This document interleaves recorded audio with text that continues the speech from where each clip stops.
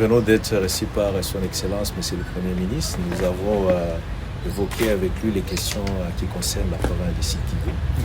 On a abordé d'abord les questions sécuritaires, puisque vous savez très bien, nous faisons encore face aujourd'hui à l'activisme des groupes armés dans la partie sud de la province.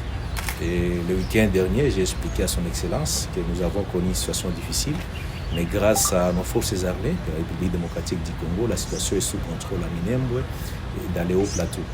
Et nous avons aussi échangé avec Son Excellence sur le nouveau programme de mobilisation, désarmement, relèvement communautaire et stabilisation que Son Excellence, Monsieur le Président de la République, a validé à travers une ordonnance et qui est une réponse aujourd'hui aux problèmes sécuritaires dans notre province.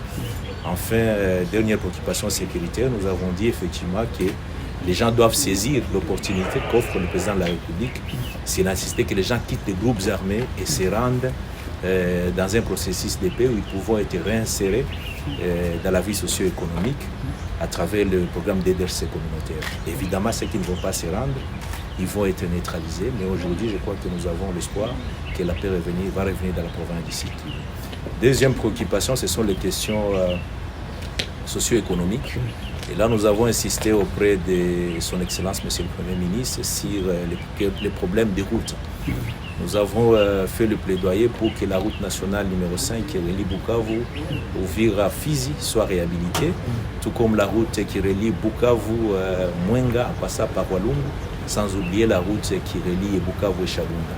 Puisque si ces routes sont réhabilitées, Bukavu va être désenclavé, ça va booster notre économie, ça va aussi apporter une réponse sur le plan sécuritaire, puisque les ex-combattants pourront trouver de l'emploi et être réinsérés. Ça fait partie du planning qui est prévu. On a aussi insisté aujourd'hui sur l'aéroport de Kavumu. Bukavu continue à être enclavé. Moi, pour venir ici, je dois passer par Goma.